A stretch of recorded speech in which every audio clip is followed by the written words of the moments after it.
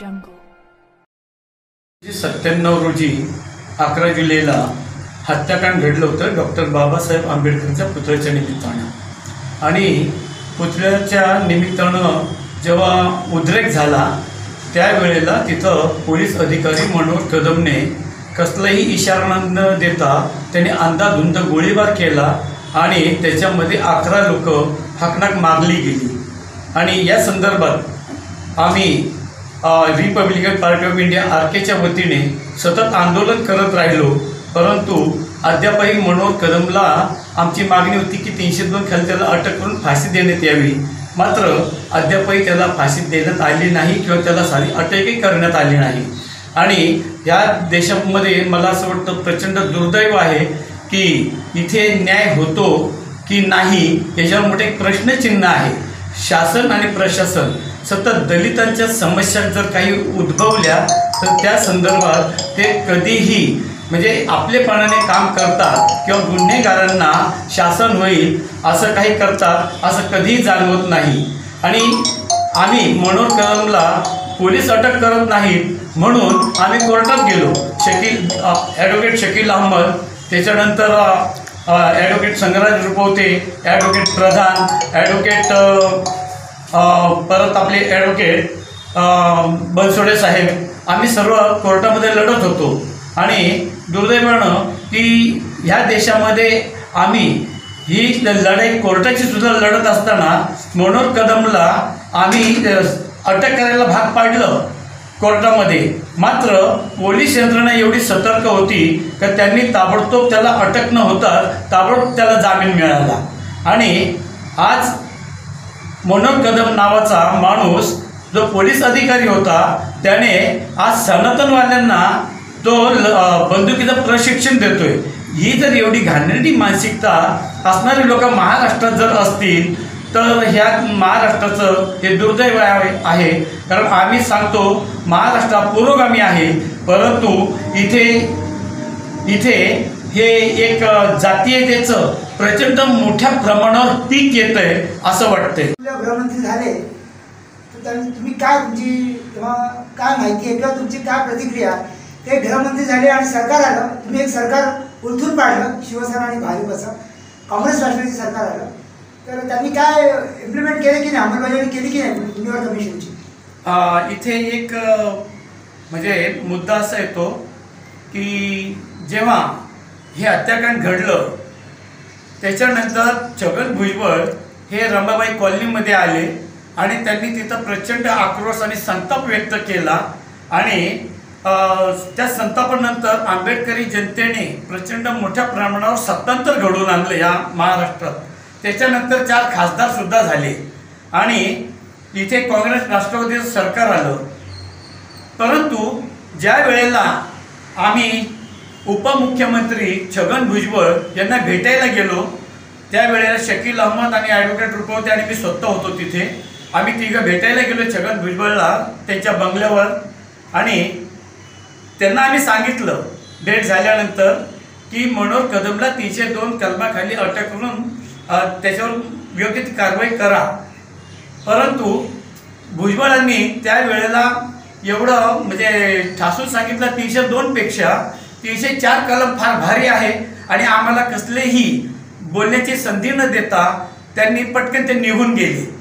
खरं तर माझ्यासोबत 2 वकील होते, 302 प्रभावी आहे का 304 प्रभावी आहे हे लहान मुलाला सुद्धा कळतं, मात्र छगन भुजबळांनी याच्याकडे कानाडोळा केला आणि त्यांच्या काळातही मनोहर कदमला फाशी झाली नाही, त्याला कुठली सजा झाली नाही, आम्ही लढत राहिले। दुसरा प्रश्न असा आहे की सरकार शिवसेना भाजप जातीवादीचं असू द्या किंवा काँग्रेस राष्ट्रवादीचं असू द्या, जे आंबेडकरी अनुयायी आहे त्यांच्यावर अन्याय अत्याचार होतच असतो। त्याचं एक ज्वलंत उदाहरण असं आहे की जेव्हा देवेंद्र फडणवीस मुख्यमंत्री होते तेव्हा भीमा कोरेगाव घडलं, त्यामध्ये पण तुम्ही अग्रभागी होता। तर सिस्टीम काय चेंज होत नाही आहे। आता पण आता 1 महिन्यापूर्वी बघितलं की एका मागासवर्गीयाला पाणी दिलं जात नाही, त्यांना जातीवाचक शिवीगाळ करता, त्याबद्दल तुमची भूमिका काय आहे? कारण की सरकार कुठलंही आलं तरी सिस्टीम काय बदली होत नाही, जातीवाद काय जात नाही, जातीयांतरची लढाई तुम्ही अनेक वर्षांपासून करताय, त्याबद्दल एक भाष्य करा। मला याच्यावर असं म्हणायचं आहे की ज्या वेळेला बाळ ठाकरे आज हयात नाही आहे, परंतु मराठवाडा नामांतराच्या संदर्भात त्यांनी जी वक्तव्य केलीत ना, ती इथे विष पेरणारी ठरली. आणि ह्या महाराष्ट्राच्या मातीमध्ये जे पेरलं ते उगवलं, ते जहर उगवलं. आज जर आपण पाहिला भीमा कोरेगावचा जो लढा, जो खरं तर आम्ही रस्त्यावरची लढाई लढतच आलो आहे, परंतु भीमा कोरेगावमध्ये मनोहर भिडे नावाच्या सैतानानं आमच्यावर हल्ला केला आणि त्याच्यावर कसलीही कार्यवाही होत नाही. उलट जेव्हा त्याला त्या पोलीस स्टेशनला किंवा त्या पोलीस कार्यालयात बोलवलं जातं, त्यावेळेला तिथले अधिकारी उठून त्याला अभिवादन करतात. जे पोलीस लोक अभिवादन करतील त्या मनोहर भिडेवर कारवाई काय करणार हे स्पष्ट दिसतंय. दुसरं असं की पोलीस डिपार्टमेंटमध्ये जी मंडळी आहेत, की पोलीस डिपार्टमेंटमध्ये चांगली लोक आहेत, वाईटही लोक आहेत, परंतु जेव्हा एक बीडमध्ये जेव्हा आम्ही पाहिलं की एक लाठी नावाची महिला पोलीस अधिकारी असं म्हणते की जर दलित लोक तक्रार घेऊन आले की मी त्यांना काठीने झोडपून काढते. जर पोलिसांची जर भावना जर अशी जातीयवादी असेल तर ते आम्हाला न्याय कसा काय देऊ शकतील. आणि आमची भूमिका अशीच आहे की आम्ही लढत राहू. कारण पोलीस कोम्बिंग ऑपरेशन कुठं करतात तर दलिताच्या वस्त्यामध्ये करतात. कोम्बिंग ऑपरेशन व्हायला पाहिजे सीमेवर, परंतु आम्ही काही पाकिस्तानी लोक नाहीत ना. इथे या वस्त्यांमध्ये कोम्बिंग ऑपरेशन करून आंबेडकरी तरुणांना हाकणं, त्यांना अटक करून त्यांचं आयुष्य उद्ध्वस्त केलं जातं. म्हणून आज आंबेडकरी तरुण रस्त्यावर येताना जरा विचार करू लागलाय, परंतु तो थांबलेला नाही, तो लढतोय. आज भीमा कोरेगावच्या संदर्भात एवढी अवस्था वाईट होती का पोलीस अधिकारी चिथावणी देत होते, असे व्हायरल झालेत व्हिडिओ. आणि त्या दिवशी भीमा कोरेगावला हल्ला झाला, तिथे हॉटेल सगळी बंद होती, अन्न मिळू नये, पाणी मिळू नये, एवढी भीषण जी परिस्थिती जी इंग्रजांच्या काळात कधीही नव्हती. आज आमचे आई वडील सांगतात इंग्रजांचं राज्य खूप चांगलं होतं. आणि आज ह्या देशामध्ये न्याय आहे की नाही? इंग्रजी काळात न्याय होता, नाकारता येत नाही. आम्ही त्यांच्या विरुद्ध लढलो, आमच्या पूर्वज लढले, स्वातंत्र्य मिळालं. परंतु स्वातंत्र्य मिळाल्यानंतर जर ही अवस्था अशीच जर राहिली तर ह्या देशामध्ये उद्रेक होतच राहणार ना. खरं साहेब, शेवटचा प्रश्न असा आहे की अंबरनाथ बदलापूर महापालिका प्रस्तावित आहे. Actually it is already completed, ती झाली असं समजूया. आणि इतर पक्ष पण कामाला लागलेला आहे. तर तुमच्या पक्षातर्फे काय मोर्चे बांधणी चालू आहे? कारण की असा दिसतंय अभ्यास केल्यावर अंबरनाथ आणि बदलापूरला जे आंबेडकरवादी पक्ष आहेत त्यांची निर्णायक भूमिका असेल, किंबहुना ते की मेकर असेल किंवा किंग मेकर असेल असं नागरिकांना दिसून येतं. तुमची काय तयारी चालू आहे?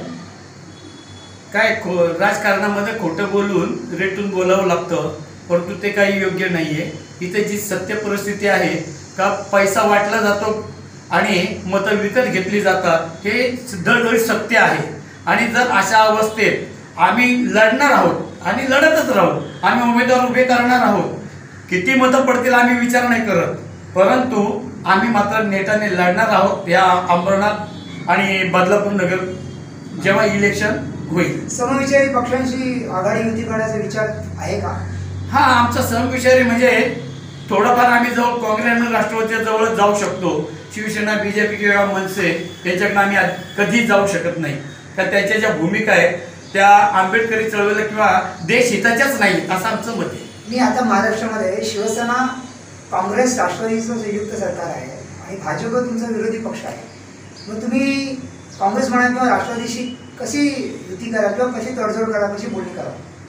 आणि शिवसेना आहे ना त्याच्यामध्ये? नाही, शिवसेना जरी असली तो आज त्याचा मित्र पक्ष आहे आणि शिवसेनेचे आम्हाला काही घेणं देणं नाही. बाळ ठाकरे आज हयात नाही आहेत, उद्धव ठाकरे थोडेफार मावळ आहेत हे जाणवतं आम्हाला. परंतु आम्ही शिवसेनेला बाजूला ठेवू सुद्धा आमची काँग्रेस किंवा राष्ट्रवादी सोबत बोलणी होऊ शकतात जर त्यांनी, पण ते पण म्हणजे एक सन्मानजनक जर काय असेल तरच होणार. Okay, thank you very much.